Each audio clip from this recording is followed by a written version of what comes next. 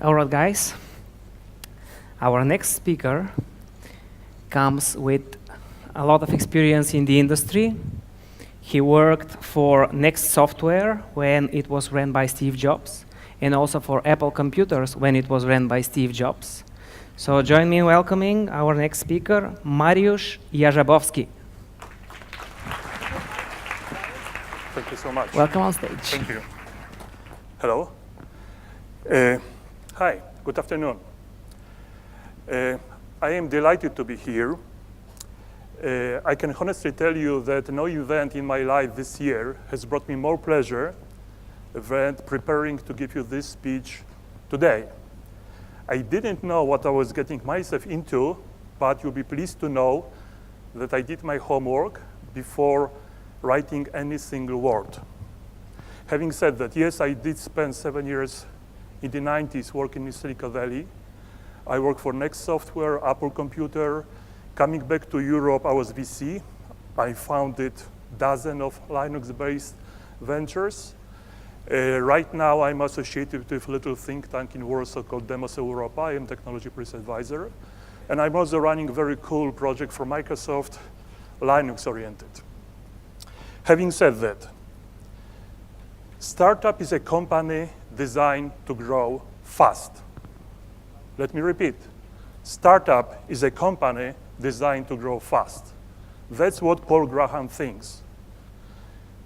From the fact that you are newly founded doesn't make you a startup. Because you are using technology, this doesn't make you a startup. Having some sort of exit doesn't make you a startup. The only critical and essential thing is growth. Growth, growth. And what it means. Good growth rate, according to Paul, is between 5 to 7% per week. Not month, not quarter, not year, per week. 5 to 7% per week. If you are growing 1% per week, it means that your business will grow 1.7 times per year. If you are growing 5% per week, it means that your business will grow 12.6 times per year. Huge difference. If you are growing at 10% per week, you are doing exceptionally well. Well, this is Paul Graham, American perspective. I also like another thought of Paul when he said how to build a company, how to build a startup. He said, and I'm quoting, that we need to live in the future and build what's missing, or we need to live in the future and build what's interesting. He also said that the best way to form company is to have founders who have a problem, who know how to solve this problem, and who are actually solving this problem. Sherlock Holmes famously said once, my business is to know what other people do not know. I like to think about all of us as startup detectives. We would like to know what other people do not know and take advantage of it. In the world full of abundance, the thing which will sell in the future is scarcity, is intelligence, truth. Now, I would like to share with you a couple of my open source intelligence. No big deal, just 6 of them, 10 slides. Altogether, I have 60. I will return to this at the end. Let me do this. Okay, this is first one. Horace Dediu. He was born in Romania, educated in States, well-traveled, well-read man, very wise guy. He spent 7 years working for Nokia in Finland. And he's writing fantastic essays at asymco.com. Asymco means asymmetric competition, asymmetric competition. And this is one of 3 slides I would like to share with you. This slide is called Race to the Billion. Race to the billion. And on axis, X, we see number of quarters from the day the product or service was launched. The length is 10 years, about 40-something quarters. On the y-axis, we see million of users, but please pay attention because this is logarithmic scale. So we see 1 million, 10 millions, 100, and 1,000, meaning 1 billion users. The first company who crossed 1 billion users mark was Microsoft with PC. Actually, it took them more than 10 years, so you cannot see the moment when PC crosses 1 billion high water mark. But this was the number one. Number two was Facebook. You can see these red dots at the top. It took them 30-something quarters. Non-decade, 30-something quarters. The third one, the blue line from the left, is Android. It's going really up, 12, 16 quarters. Number four slot will belong, or already belongs to Apple and iOS. Probably they crossed this high water mark, or they are about, because this chart was based on the data from 2012, if I remember correctly. And we see here a bunch of different products, technologies, services, Xbox, PlayStation, BlackBerry, mobile, et cetera, et cetera. So obviously, this is not apple to apple. This is more apple to oranges comparison, but it's still, I believe that it tells a story. Race to the billion. Next one, it's called Seeing What's Next. And here we see timeline from 1900 till 2074. And we see technology adoption from 10% to 90%. When you take a look into this red line at the end, these are smartphones. From 10% to 90% in US, it took smartphone around 8 years to hit this, or they will hit this adoption level about 2016, so in a couple of years from now. So this is really high growing technology. What you also see, this green thing, it's life expectancy for the people born at different year, at different ages. Here, these blue lines, they are these growth impulses. So for example, this is the one responsible for smartphones, and 8 years, from 10% adoption to 90% adoption. In the middle, you see life of a guy who was born in 1968, will die at 2036, divided into different periods, like going to school, getting education, working, and finally having retirement. So basically what we can see during our lifespan how many technologies will touch our life. And the point is that the future is unknown. Judging by the past, we can expect many more things to come. And what was the past? Telephone, railroads, refrigerator, washing machine, TV, etc., etc. Also, there are some traumatic events like First War, Second War, Vietnam War, Iraq War, and they slow down a bit or sometimes accelerate a bit adoption of selected technologies. The last one from Horacio de Dieu, it's called that competition thing. That competition thing.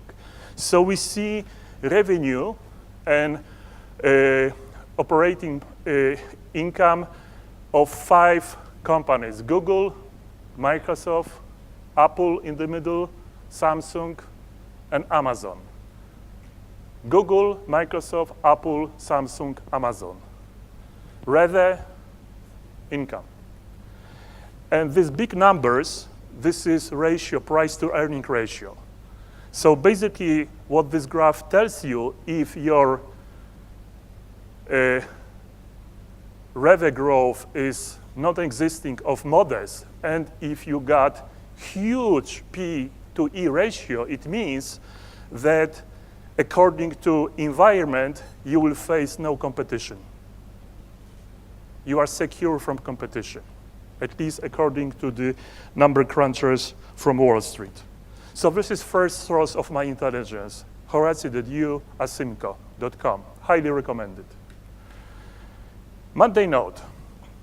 Monday Note is written by two French guys, Jean-Louis Gasson. He used to work for Apple. He was GM of Apple in France, moved to US, and French journalist Frédéric Filofax. We all read probably Alexander Osterwalder, Business Model Generation. You guys know that last week he published Value Proposition Design Toolkit, new book. I haven't read it yet. And what you see here is water pump. Why water pump? When Jean-Louis Gasson, and he writes deeply about business models, he just doesn't like the term of business model. He prefers to call this phenomena money pump. How to pump money from customer pocket to investor pocket. Money pump. I don't know, I just like it. It sounds a little bit cooler than business model generation. These guys are publishing every Monday 2 essays. It's not a blog. They are 2 essays, long read. I cannot tell that I always agree with them. I don't. But I must tell you that it's always super, super thought-provoking to think and see their perspective on money pumps, business models, in the technology and media business in particular. Highly recommended source to think and follow. Professor Damodaran teaches finance and evaluation at New York Stern University. When I say valuation, probably you think models, numbers, and you're right. There are lots of models and lots of numbers. But Damodaran makes things simple. Valuation is simple thing. We make it complex. Valuation is about numbers, but there is story always behind numbers. And good evaluation is actually more about story, less about numbers.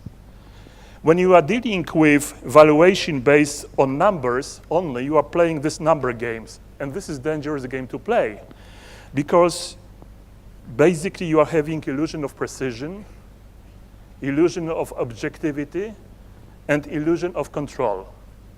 From the other hand, if you are using narrative storytelling as the evaluation tool only, you are also making mistake because you are within this creative superiority complex.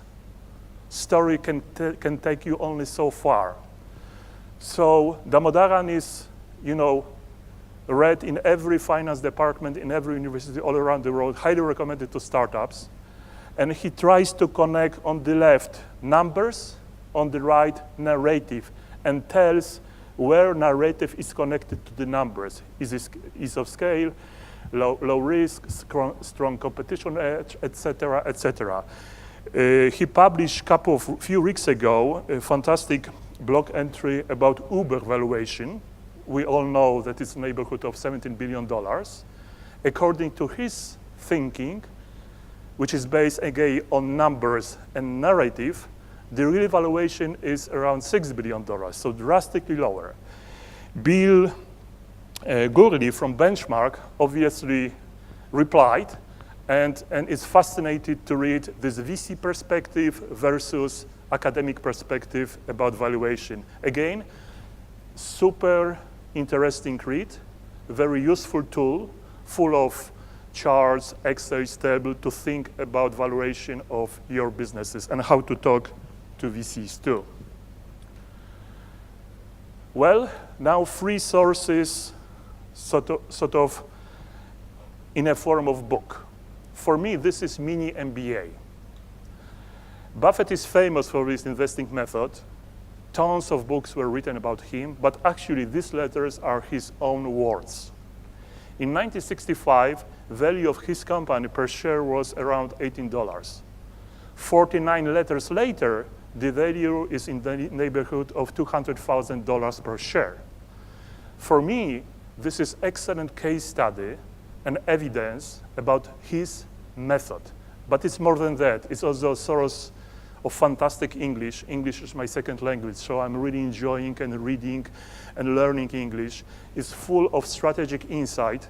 Again, from my perspective, this is sort of mini MBA. I highly encourage you to check it out. I got this one. TL published this last week.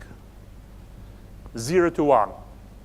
Peter Thiel is famously known for his PayPal mafia and a bunch of other guys who created super valuable companies. He did a little course on Stanford in 2012, and one of his students, Blake Masters, was making notes.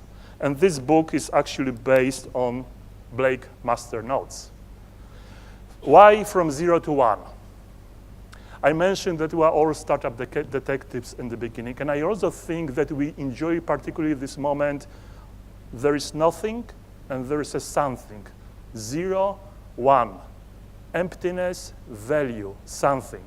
This is, from me, what all startup is all about.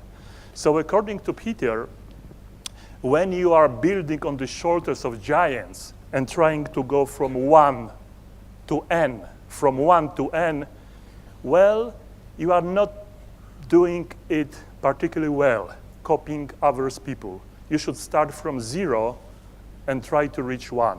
0 to 1, this is his main hypothesis, and also fantastic reads about the concept of competition versus monopoly. He is a big fan of monopolies. What he's saying basically, go for the monopoly. Your money pump must be monopoly oriented from day 0. Next one, and probably this is well known and well read, so apologies that I'm oversharing it with you. Pitching hacks, which is basically about how to sell stories to investors. Investors don't invest in businesses. Investors invest in stories, according to pitching hacks. They are, do you know Tina Brown? She was editor of Vanity Fair, editor of New Yorker. She's famous for so-called high concept writing. Low, low, high, high, low and high. High concept, what it means? It means reduce the story to the single sentence. If you cannot do it, probably you are doing something wrong, or there is something wrong with your thinking. I love this, high concept. And sometimes when you are reading her, you see that there is some low concept included, and also high concept and mixture. She's famous for this, mixing low and high. So pitching hacks gives you a tool. It's, I think, 83 pages long, fantastic read about how to prepare the deck, 10 pages, how to sell a story to investor, how to talk about traction, how to get intro to investor or intro to another entrepreneur and build on these experiences. All right, so these were 6 of my favorite sources out of 60. Now, how many of you read The Economist? It's a weekly newspaper, all right. The Economist, Larry Ellison, CEO of Oracle, or ex-CEO of this Oracle, if I'm not mistaken now, he said, I used to think, now I just read The Economist. There's a period in my life that I stopped thinking and I was just reading The Economist. So this is quite conservative, liberal magazine. I was surprised to learn one-page story last year, summertime, about one of the Hollywood productions, not Hollywood, it's a movie production, Breaking Bad. I don't know if any of you watch, probably a few. It's a strange story about Chris White, chemistry teacher, who was diagnosed with cancer. One of the very first scenes, he is in the doctor's office and doctor is telling him, Mr. White, you have a cancer and you will die. White was silent, so doctor repeat, Mr. White, did you understand what they just said? And White answered, yes, I had a cancer and I will die. He got a second job, it's a car wash. So this is the guy with little income. And in order to have money for his treatment, and in order to leave money after his death to his family, he decides to go bad. That's why Breaking Bad. Most of the characters in Hollywood productions are bad at the beginning and good at the end. This is reverse. Good man is becoming very, very bad man. And he decides, because of his chemistry experience, he decides to go into methamphetamine drug business, produce drugs and sell drugs. Well, the economist really surprised me when he said, and I will quote, that this TV show is a best show on TV and is also a first-rate primer on business. How to run a modern business. All right. So why they are saying, instead of going to Harvard and paying $90,000 for 2 years long MBA and lose 2 years of income, spend $80, buy these DVDs and watch it. And why is that? It will sound really strange, and I think that I'm sure that economists was joking a little bit about this, but they make this hypothesis that this is some sort of role model for us, entrepreneur. And why is that? There are 3 reasons. First reason, this guy got huge ambition. When he talks to his wife, he says, I am not in methamphetamine business. Apologies for my English pronunciation. I am not in the drug business. I am not in the money business. I am in the empire business. I like that. I am in the empire business. Go global, race to the billion. Number 1, ambition. Number 2, he is obsessed with product. Quality, quality, quality. If there is below some standard, he's willing to destroy product in order to avoid hitting streets with bad product. And finally, the last one, partnerships and alliance. All right? So ambition, product obsession, and alliance. Again, this is a little joke of the economists. I'm sure they were not super serious about this. Well, at the end, I would like to, obviously you are super bright, smart, young audience, and I appreciate this, and it's a privilege talking to you, and it's very hard to give any intelligent advice to you guys. So I will try to be very humble, and I will just give you 3 bits of advice. No big deal. The first one would be go and see the world. I did it, I like it, and I came back. Go west, go east, go south, go north. Enjoy the world, learn. You will have ups and downs. I don't know if you know the famous poem by Kipling called If. It's a short poem, and there are 2 fantastic lines. For me, this is the essence of entrepreneurship. Coming from the guy who is dead a long time ago, and he wrote, if you can meet with triumph and disaster and treat those 2 impostors just the same, you are the man. I love this. Go enjoy the world and come back. For me, Europe is lifestyle superpower. Go to Silicon Valley, enjoy it, learn, and come back to Bulgaria. This is new Europe, and this is super important from our European perspective for you guys to be here. Second bit would be, I guess, probably you find out that I sort of like reading books. So read books, many of them. Let's put a target, 50 books per year. If you can read 1 book per week, you are fantastic. Again, coming back to Holmes. My business is to know what other people do not know. And this is also your business, intelligence. The books, I know that this is, attention span is getting shorter and shorter. Books are long, but I read, I think, a year or 2 years ago, interesting statistics actually about attention span. So we, as a species, used to have 10 years ago attention span of 12 seconds. Today, our attention span is 8 seconds. So a decade later, we are down 4 seconds. I can talk to you only for 8 seconds, and this is my shot. I will get your attention or not.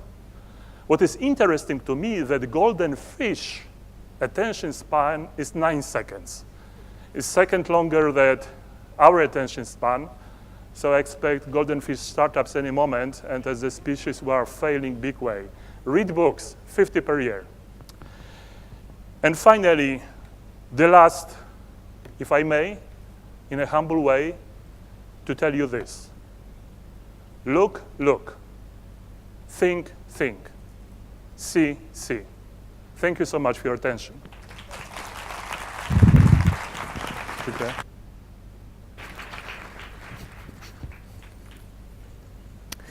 Thank you very much, Mariusz. Okay, guys, next on the agenda, we have your last chance to meet somebody you have never met before. We have a coffee break. Enjoy the coffee and the conversation.